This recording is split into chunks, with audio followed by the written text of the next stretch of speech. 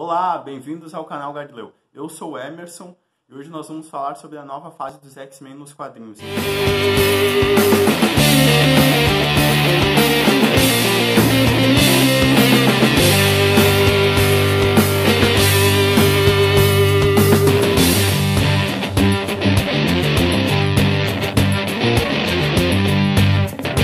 Say my name. Enfim, chegou a tão aguardada fase do Jonathan Hickman nos X-Men. Enfim, chegou. A Panini, a editora que traz os quadrinhos aqui no Brasil, distribui os quadrinhos aqui no Brasil, trouxe essa edição, a primeira edição, compilando os quadrinhos de Dinastia do X e Potências do 10, que lá nos Estados Unidos são House of X e Power of Ten. E ela dividiu essa primeira fase do Jonathan Hickman em 4 encadernados de capa cartão. E são edições muito bonitas. Eu tenho aqui as 3 primeiras, que são muito bem feitas. A edição é boa. O pessoal que trabalha aqui na parte gráfica mandou muito bem, tirando um errinho no segundo volume, que eu não vou falar o que é, né? Mas porque contém spoiler, mas tirando isso, a Panini mandou muito bem. O preço é bem acessível, R$ 24,90 para 100 e poucas páginas, é um bom preço. E é isso. Agora vamos falar sobre a história e todo o desenvolvimento do quadrinho. A série Dinastia do X é desenhada pelo Pepe Larraz, com o roteiro do Jonathan Hickman, e Potências do 10 é desenhada pelo brasileiro R.B. Silva, e o roteiro também do Jonathan Hickman. As cores ficam por conta do Marte Gracia. As cores são fantásticas. É um dos pontos altos, tanto do Dinastia do X, quanto do Potências do 10. Esse primeiro volume aqui é um volume de apresentação, assim. É um volume bem nebuloso, ele já te coloca na situação. É um quadrinho que eu aconselho muito para quem já conhece o histórico dos mutantes, todos os acontecimentos dos quadrinhos, porque quem não conhece vai ser jogado nesse turbilhão, assim. Os mutantes, eles colocam os mutantes numa situação que antes não tinha acontecido, pelo menos não dessa forma. Ele coloca os mutantes na ilha de Krakoa, a famosa ilha mutante de Krakoa. E os mutantes estão reivindicando uma nação. Eles querem ser livres. Eles querem ter sua própria nação e não serem incomodados pelos humanos. Então, para negociar essas reivindicações, eles criaram as flores de Krakoa, que são flores que, como é que eu posso dizer, curam qualquer enfermidade, qualquer doença humana. Basicamente é isso. Ela cura qualquer coisa. E eles estão usando isso para negociar com os mutantes. Isso no título de Dinastia do X. Eles estão usando isso para negociar com os mutantes? Não, para negociar com os humanos. Então, é isso. O quadrinho é o Magneto negociando com os humanos, um pouco de Krakoa, mas nada muito além disso. Ele deixa tudo bem nebuloso nessa primeira edição. Já na Potências do 10, ele te coloca em 4 linhas do tempo diferentes. É o X-Men ano 1, X-Men ano 10, X-Men ano 100 e X-Men ano 1000. Então ele te coloca nessas linhas do tempo e tu fica tipo, o que é isso? O que é isso que eu não estou entendendo?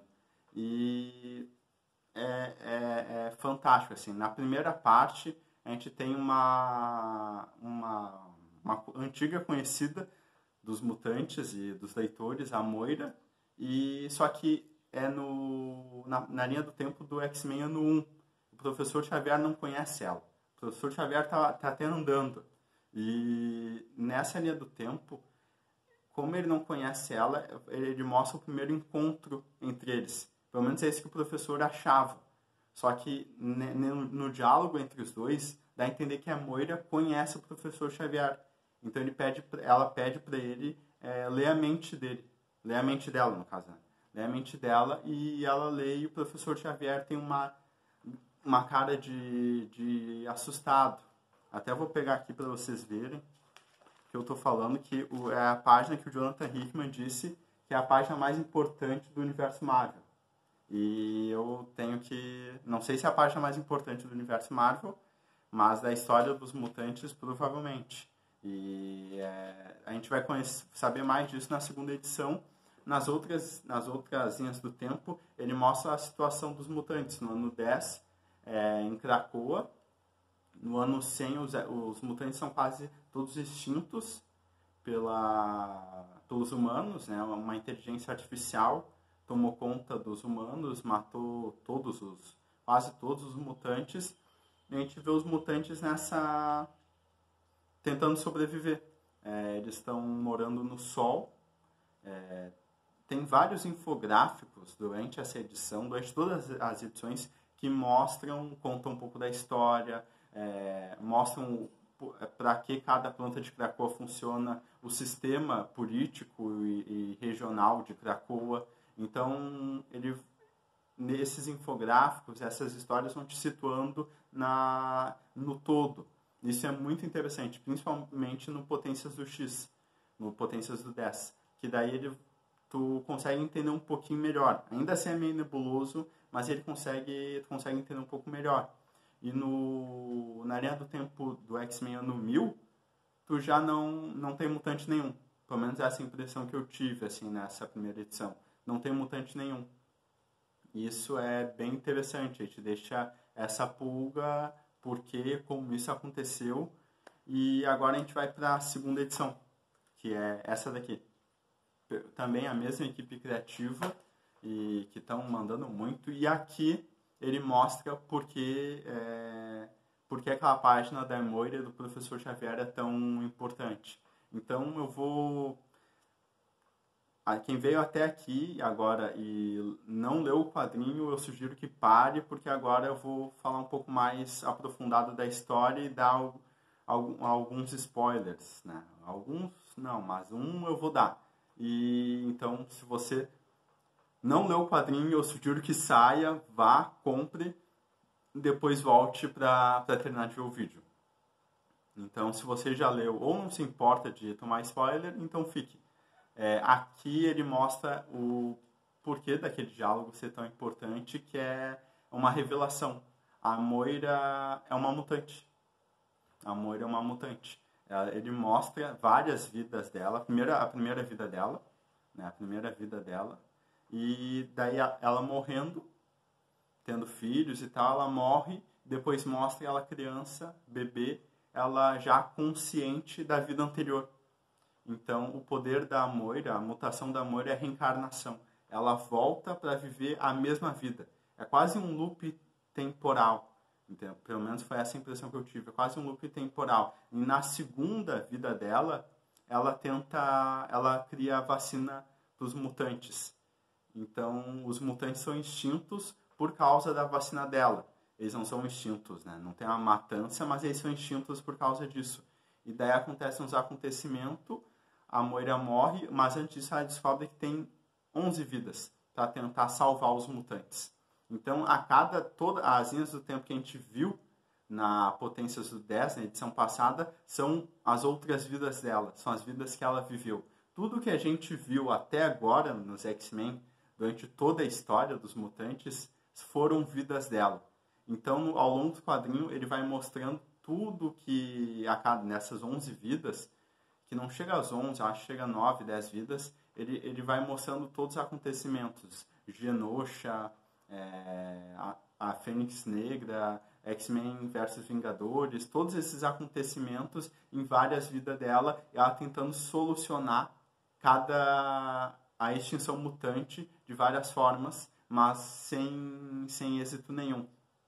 A última vida que a gente vê dela é ela se coligando ao Apocalipse. Então, as linhas do tempo que a gente viu é essa.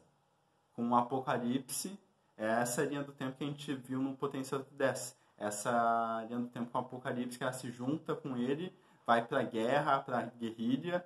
E quando a gente volta para Potências do 10, nessa edição, mostra os mutantes indo para um confronto final contra as máquinas, né? Contra a inteligência artificial. E eles tomando um pau, perdendo, morrendo, mas tudo para entregar um arquivo de como derrotar o Mestre Molde. Antes dele nascer, né? Antes dessa inteligência artificial nascer, eles pegam esses arquivos, dão para a Moira no futuro, nessa linha do tempo, ela morre e reencarna na linha do tempo atual, a linha do tempo que a gente conhece, a que se passa o Dinastia do X. Então, é fantástico, assim. É muito, muito, muito bom. Eu falando assim não dá a dimensão do que é tu lendo, entendeu? Mas os desenhos são fantásticos, fantásticos. O texto do Hickman tá muito afiado. Eu não sou um grande fã do trabalho dele, eu gosto dele nos Vingadores. Eu gosto bastante dessa fase, mas de resto eu não sou muito, não. Mas esse X-Men me pegou muito. O texto dele é muito afiado. Os infográficos ajudam muito a contar a história. Eu não vou me aprofundar neles, porque senão daí é muito spoiler. E aqui a gente não conta a história do quadrinho, né? A gente fala sobre coisas que a gente gostou, aspectos que a gente gostou e dá a nossa opinião sobre. Então, nessa segunda edição, o final, dentro da Potência do 10, no presente, no ano X-Men ano 10, mostra o Ciclope, o Magneto e o Professor Xavier discutindo para irem atrás, para fazer essa missão de destruir essa inteligência antes que ela nasça. Então tem toda essa preparação que culmina, que vai para essa edição aqui, que é uma aula de narrativa gráfica, assim, é uma aula de contar a história do Hickman. Toda a Dinastia do X nessa edição é eles eles se preparando e indo para o confronto. E quando eles chegam lá, nossa, é uma aula. Os diálogos são muito bons, os desenhos vão guiando o leitor de uma forma fantástica, as cores são espetaculares também, continuam fantásticas também. E cada acontecimento, o peso de cada acontecimento, de cada derrota e de cada vitória aqui nessa edição, tu sente. Eles conseguem te conduzir de uma maneira única, assim. Que ele me prendeu de uma forma que eu não tinha me dado conta que é um quadrinho de herói. Que certas coisas que aconteceram não seriam definitivas. E não foram. Nessa mesma edição mostra que não foram definitivas. Só que eu estava tão preso que eu nem me lembrei disso. Então, aqui ele mostra todo o peso e porque ele é um dos melhores roteiristas da Marvel. Porque a Marvel lutou para continuar com ele. E ele tá fantástico. É um dos melhores quadrinhos do ano. Essas 3 edições e eu tô louco para ler a 4ª, que quando lançar vai ter review aqui no canal.